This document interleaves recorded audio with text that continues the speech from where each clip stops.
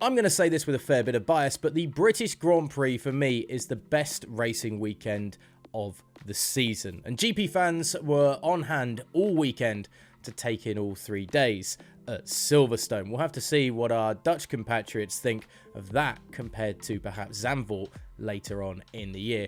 But it didn't let us down, did it? The action at Silverstone this weekend. 2 Brits on the podium, Lando Norris finishing second, a stellar performance from McLaren, and Red Bull reach an F1 joint record of 11 straight wins for the constructor.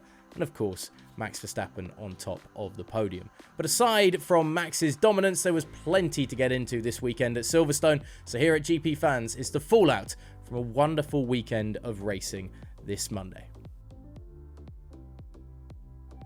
McLaren are back after a cracking weekend at Silverstone. And unlike in Sochi in 2021, the pit wall got the right call on the tyres, according at least to our F1 analyst here at GP Fans.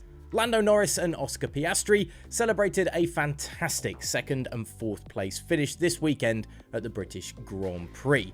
But many were surprised to see both cars putting on hard tyres late on in the race under the safety car when race leader Max Verstappen and 3rd place Lewis Hamilton went for used softs, much like the rest of the field.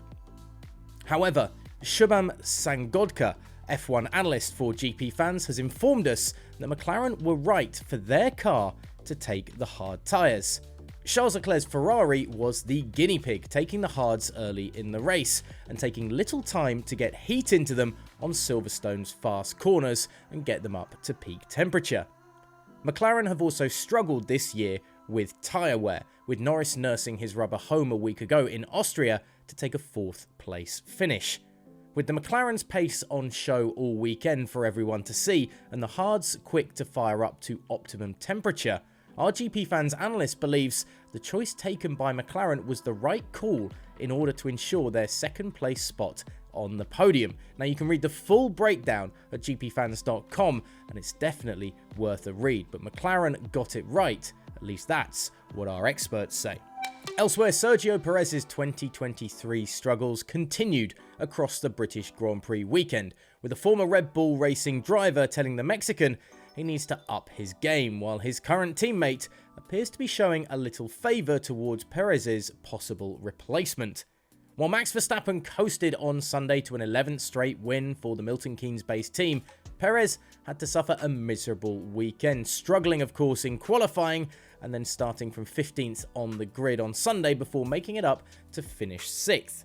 Now that may sound impressive, but his performances this season have triggered Mark Webber into calling out the Red Bull driver, saying it's pretty clear that qualifying is his weakness.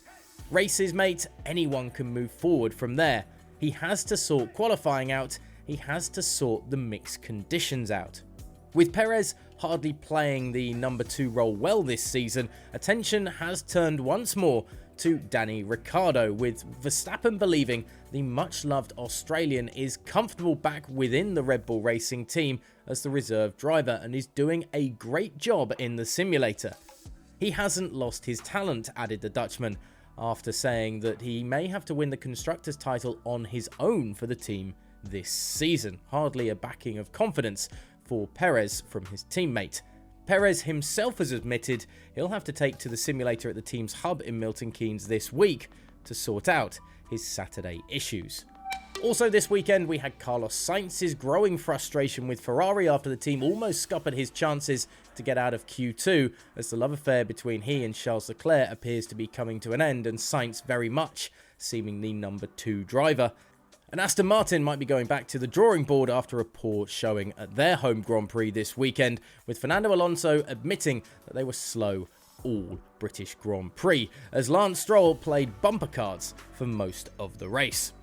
All that and more is on gpfans.com and GPFans Global across social media. Give us a like down below to stick with us here at the YouTube channel as well.